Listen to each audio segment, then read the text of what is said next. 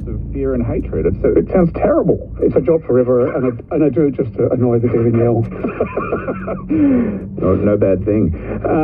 Let's talk about high blood pressure. Getting your blood pressure taken is nothing out of the ordinary when you're going to the GP for a checkup. But there's new research that warns of an overdiagnosis of high blood pressure. How can something so common be overdiagnosed? Because it is so common, people can be lax or don't actually fully understand that you've got to do it properly.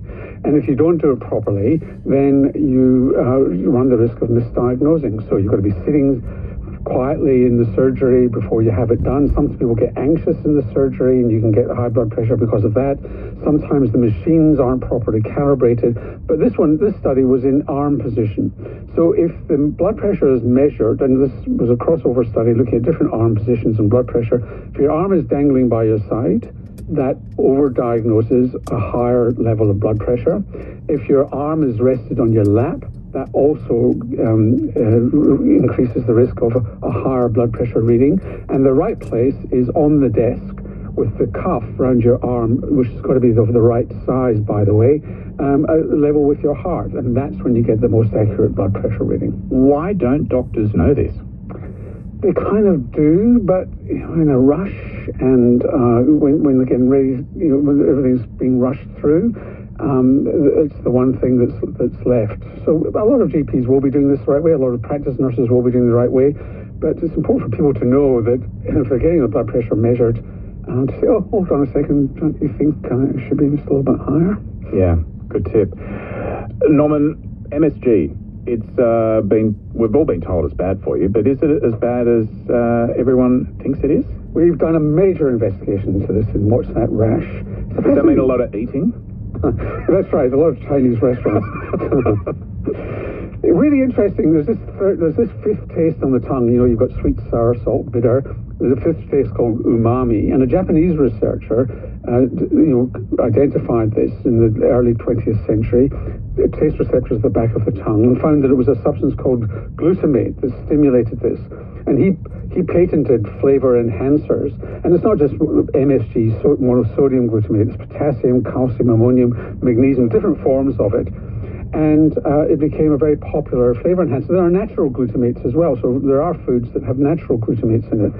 But then one letter in the 1960s to the New England Journal of Medicine suggested from a doctor said, every time I go to a Chinese restaurant, this was a Chinese American doctor supposedly, that I get a headache and I feel lousy. Then lots of other doctors wrote in, then the New York Times picked it up.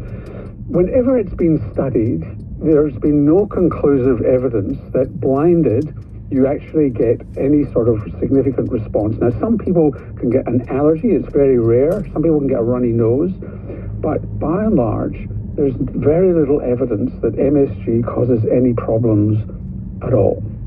So why did it enter the public consciousness that it was supposedly a problem? I think there was a bit of racism there that was identified with Chinese restaurants when there was MSG in lots of different foods. And we're very prone to suggestion, I think. And these are common symptoms. And it could be that there's a substance called tyramine in many foods that have that savory flavor, that umami flavor.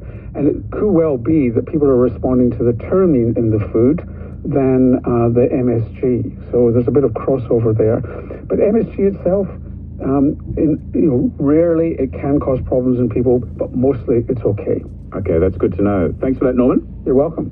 Dr. Norman Swan there, host of What's That Rash, the podcast, and also Radio National's The Health Report. On Radio National Breakfast, it's 10 minutes to 9 o'clock. Hi, I'm Lee Sales. And I'm Jeremy Fernandez with exciting news about how you can stay in the know. The ABC News website had an upgrade. It's still got all the things you need to know, plus it's packed with what you want to know too. There are top stories at a glance, a really easy way to discover what everyone's talking about. And you can personalise the news that matters to you. Go to news.abc.net.au, a new way to stay in the know.